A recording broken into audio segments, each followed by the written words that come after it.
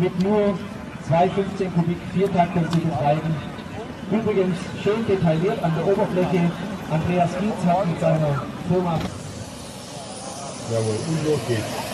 Genießen Sie jetzt den 47